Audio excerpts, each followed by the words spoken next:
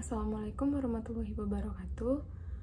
Baiklah, kami dari kelompok 1 akan mempresentasikan artikel kami, yaitu mengenai analisis properti psikometri skala psychological well-being atau PWB, yang disusun oleh Ananda Sri Rahayu, Agio Malvino, Gini Novella, Muhammad Ivan Nurrahim, Rafli, dan juga Shirley.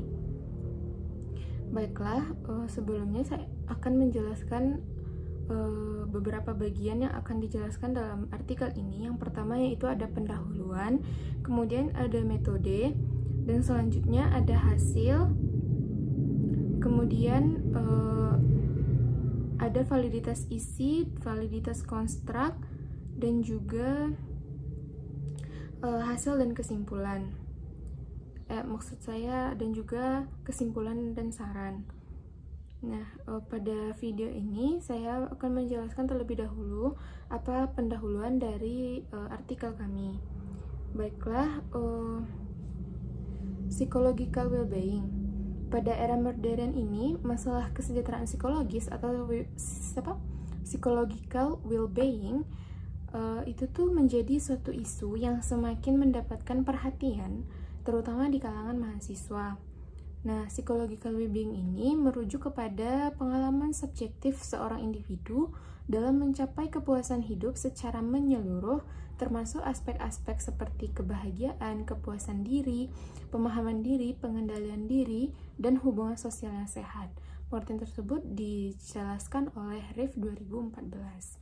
Nah, pemahaman mengenai psychological well-being ini pada mahasiswa menjadi penting karena dalam konteks pendidikan yang tinggi.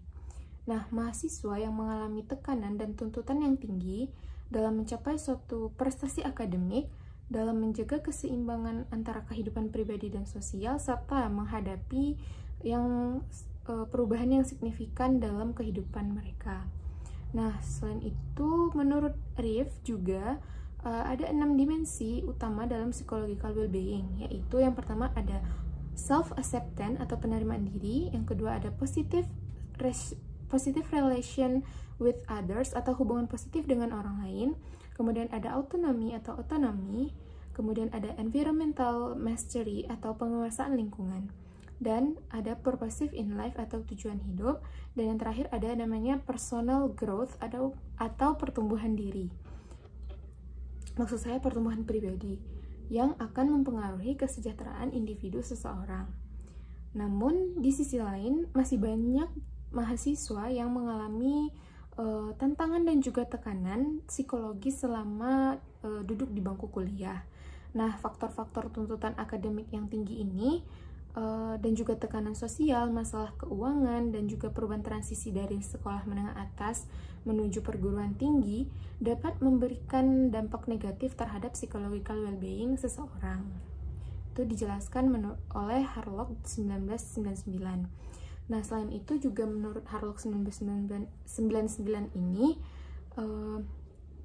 menekankan pentingnya faktor-faktor sosial dan juga lingkungan yang dapat mempengaruhi kesejahteraan psikologis seseorang, di mana faktor-faktor seperti dukungan sosial, hubungan interpersonal yang positif, dan juga kepuasan dalam lingkungan sosial dapat berperan penting dalam membantu mahasiswa mencapai psychological well-being-nya yang baik, seperti itu. Nah, kemudian dalam konteks penelitian lainnya, beberapa peneliti juga telah mengemukakan pentingnya psychological well-being atau kesejahteraan psikologis seseorang, atau lebih tepatnya pada mahasiswa. Nah, sebagai contoh, penelitian yang dilakukan oleh Smith dan College 2017 yang menemukan bahwa mahasiswa yang memiliki tingkat psychological well-being yang tinggi cenderung akan memiliki tingkat kepuasan hidup yang lebih tinggi dan performa akademik yang lebih baik. Nah, berdasarkan fenomena dan juga beberapa penelitian sebelumnya, kami juga akan melakukan penelitian berbasis analisis properti atau analisis alat ukur untuk konstruk psychological well-being. Nah, selanjutnya penjelasan metode yang kami gunakan dalam analisis ini akan dijelaskan oleh teman saya. Terima kasih. Metode penelitian. Jenis penelitian yang akan digunakan adalah metode deskriptif kuantitatif. Menurut Sugiono 2014, metode analisis deskriptif kuantitatif adalah statistik yang digunakan untuk menganalisis data dengan cara mendeskripsikan atau menggambarkan data yang telah terkumpul sebagaimana adanya tanpa bermaksud membuat kesimpulan yang berlaku untuk umum atau generalisasi. Populasi dalam penelitian adalah seluruh mahasiswa aktif di Indonesia berusia 17-25 tahun, baik laki-laki maupun perempuan. Pemilihan sampel dilakukan dengan cara random sampling. Sampel dalam penelitian ini sebanyak 100 mahasiswa aktif di Indonesia.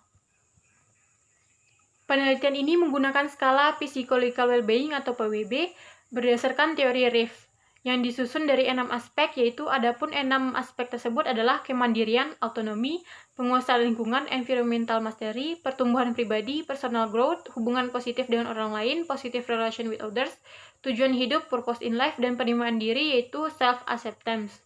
Penelitian ini menggunakan skala Psychological Wellbeing atau PWB berdasarkan teori RIF dengan jumlah 49 item. Analisa data dalam penelitian ini adalah perhitungan statistik dengan menggunakan bantuan program SPSS for Windows. Data yang telah dikumpulkan dianalisa guna mengetahui tingkat reliabilitas, validitas konstruk melalui exploratory factor analysis. Alat pengumpulan data yang digunakan dalam penelitian ini adalah skala kuesioner Psychological Wellbeing. Skala ini nantinya akan diisi oleh subjek dengan memilih salah satu di antara alternatif jawaban yang ada. Prosedur pengisian dilakukan dengan memilih salah satu dari 5 pilihan jawaban atau yang disebut dengan skala Likert, yaitu yang 1 sangat setuju, 2 setuju, 3 netral, 4 tidak setuju, dan 5 sangat tidak setuju. Masing-masing alternatif jawaban mempunyai skor berbeda sesuai dengan masing-masing jenis item. Jenis item dalam kuesioner ada 2, yaitu favorable dan unfavorable. Setelah disebar kuesioner mengenai psychological well-being berdasarkan teori dari RIF yang dikelompokkan dalam model skala Likert, terdiri atas kategori favorable dengan skala 5 untuk kategori sangat setuju hingga skala 1 untuk kategori sangat tidak setuju, dan kategori unfavorable dengan skala 5 untuk pernyataan sangat tidak setuju hingga skala 1 untuk pernyataan sangat setuju. Selanjutnya dilakukan uji reliabilitas, validitas isi, serta validitas konstruk. Uji reliabilitas dilakukan dengan rumus Cronbach alpha, dan untuk validitas isi dengan professional judgment sebagai uji kelayakan item pernyataan yang dalam hal ini melibatkan teman sekelas, serta salah satu dosen. Selain itu juga menggunakan I-Can-SWI. Hasil uji reliabilitas dari 46 item tersebut dengan Cronbach alpha menunjukkan hasil 0,949 lebih besar dari 0,60, sehingga dapat diketahui bahwa 46 item tersebut mengenai psychological well-being adalah reliable dan konsisten. Pada uji daya beda melalui tabel item total statistik diketahui bahwa semua pernyataan kuesioner adalah reliable, yang dibuktikan pada kolom Cronbach alpha if item deleted, nilai seluruh pernyataan kuesioner besar dari 0,60.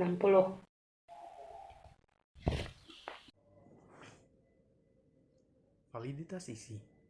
Validitas isi merupakan pengujian yang dilakukan peneliti dengan professional judgment.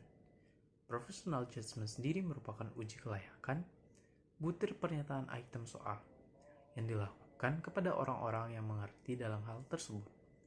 Dalam hal ini, peneliti melakukan professional judgment kepada beberapa teman serta salah satu dosen. Selanjutnya, dilakukan koefisien I-Can-SWI, yang dimana peneliti memberikan item psychological well-being kepada ahli di bidang ini. Selanjutnya, dilakukan penilaian kelayakan dan kesesuaian item dengan indikator PWB.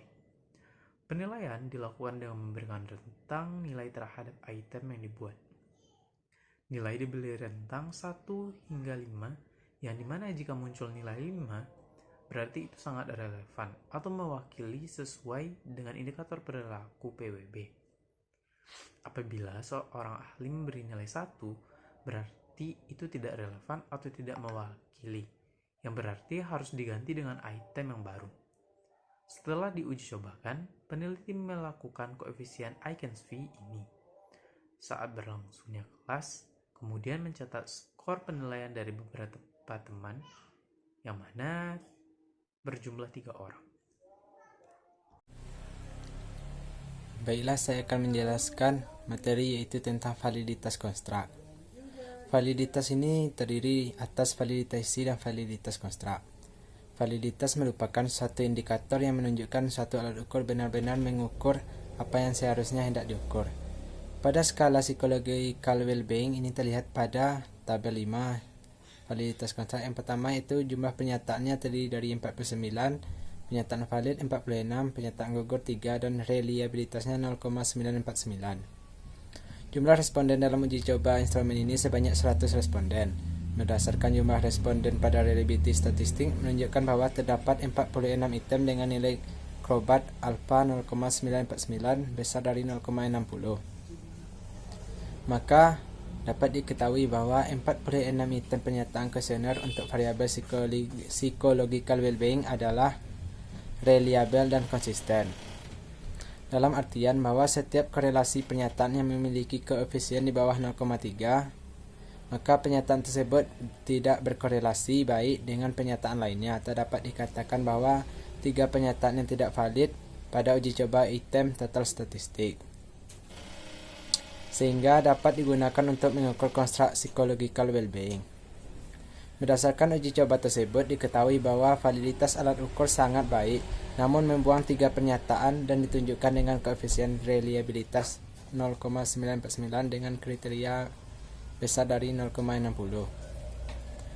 Contoh pada tabel 6 itu analisis faktor.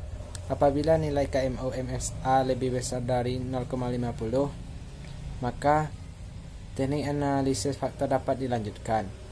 Pada tabel output KMO and Bartlett bagian Kaiser-Meyer-Orkin measure of sampling adequacy menunjukkan nilai KMO MSA sebesar 0,807 besar dari 0,50, dan nilai Bartlett test of sphericity SIG 0,000 kecil dari 0,05.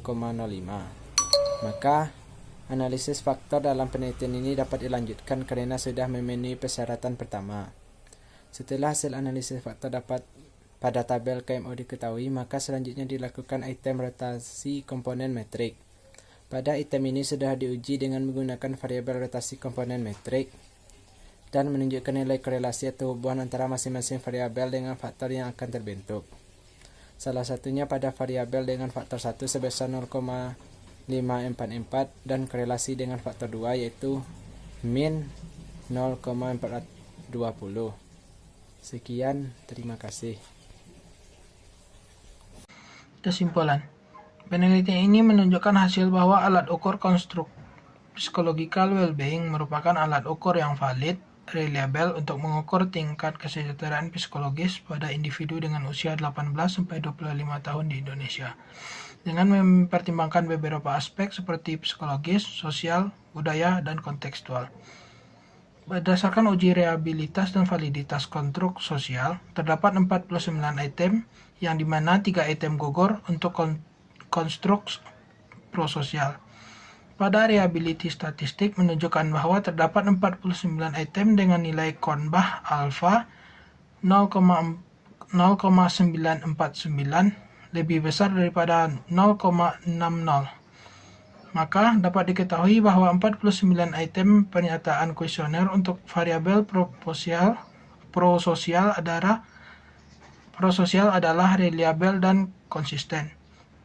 Berdasarkan analisis faktor menggunakan KMON Butler, tes menunjukkan nilai KMO dan MSH sebesar 0,807 lebih besar dari 0,50 dan nilai Bartlett test of specificity dengan signifikan 0,00 lebih kecil dari 0,05.